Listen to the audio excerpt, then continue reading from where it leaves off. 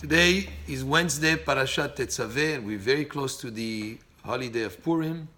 So we'll review some of the halachot that have to do with this coming holiday. Well, first of all, we start with the fast day. Typically, the fast day is the day just before Purim. But since that would be Shabbat, and we're not allowed to fast on Shabbat, therefore, we do the fast on Thursday, which would be tomorrow. And the fast starts in the morning early, so you could eat before 4:57 a.m. in Los Angeles, and you have to have in mind before you go to sleep on Wednesday night, which would be tonight, that the next day you would get up very, very early before dawn to have something to eat before the day starts. That would be permitted, and then the fast would finish at the nightfall when the stars are out. The day of fast is called Ta'anit Esther, the fast of Esther, and there are certain extra prayers that are added in that prayer, and we also take out the Sefer Torah and read from the Sefer Torah the applicable portion for a fast day. Then, the day of Purim will be Sunday, but we start already Saturday night by reading the Megillah. So the Megillah will be read on Saturday night, and the obligation is to read the Megillah or to hear it being read twice, once at night and once in the morning. Morning is actually the whole day is applicable, the reading of the Megillah. So if you didn't read it in the morning, you can read it midday or the afternoon, but of course before sunset. And the reading of the Megillah should be from a kosher Megillah, which is a Megillah that is written on cloth, on parchment. If you do not have a Megillah written on parchment, but you hear it from the Shaliach Tzibur in the synagogue, when he reads it from cloth, then that will be acceptable also.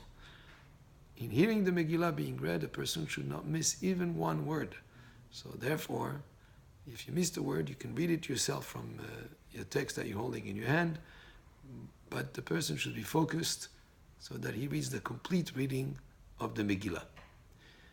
Then there are some other mitzvot associated with Purim. Another mitzvah is to give gift to the poor. Matanot la'evyonim. To give gifts to at least two poor people, two needy people. You can do it either directly to a person who's needy, or give it to a charity fund that gives money to the poor people on the day of Purim. This mitzvah is very important to do it on the day of Purim, which would mean on Sunday. And you can give it to an organization again that could give it to needy people. You can give it to us, to the synagogue, and we do either give it to local people in the community that are in need, or also we participate in fundraising with organizations that we send maybe some of the money to an organization that shares it and gives it to people either here or in Israel. So that's matanot le'evyonim. And how much do you give for that? The amount of money that would be sufficient for a meal.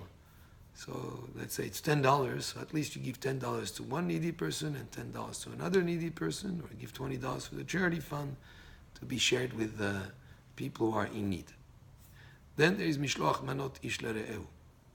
Mishloach manot ish lere'ehu is sending portions to a friend, to at least one person, and two portions to at least one person. Of course, you can send two more people if you like, but at least to one person, when you've done it to one person, you fulfill the mitzvah.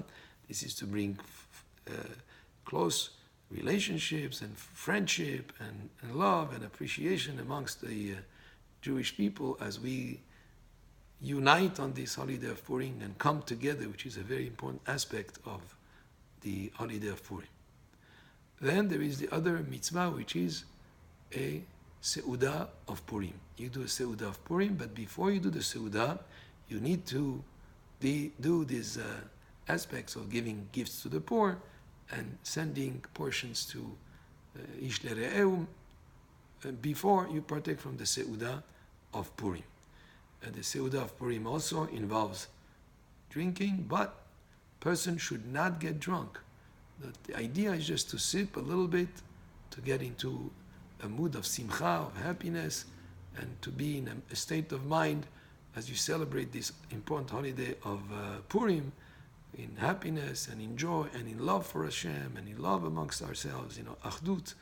But if, heaven forbid, a person would come by drinking the wine to be in a state of drunkenness, where he would not be able to fulfill even one mitzvah, even like brikat mazon properly, of course he would be totally wrong and inappropriate. And the Chachamim speak about that the idea is not to get drunk. It's just the idea is to be sameach in the simcha of Purim with the seudah.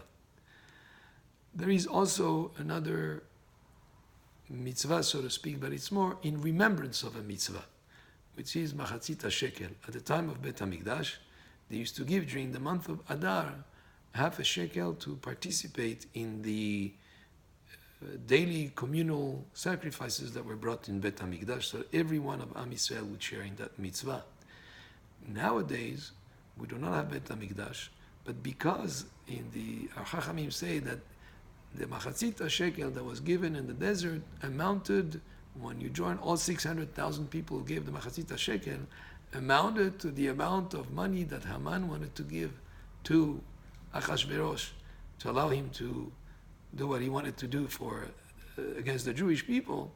So therefore, that was against the other. Therefore, we also want around the holiday of Purim to give a donation as a remembrance of Machatzit HaShekel. There is no set amount. Any donation for that is something that would qualify. It's not really a mitzvah like the other four mitzvah that we mentioned for Purim, but it's rather in remembrance of the mitzvah of Machatzit HaShekel. So have a very happy Purim. This is coming up this coming Sunday.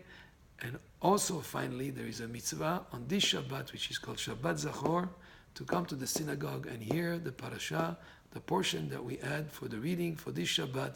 It has to do, remember what Amalek did to you when you came out from Egypt, and Haman was a descendant of Amalek. Baruch Adonai le'olam, amen ve'amen.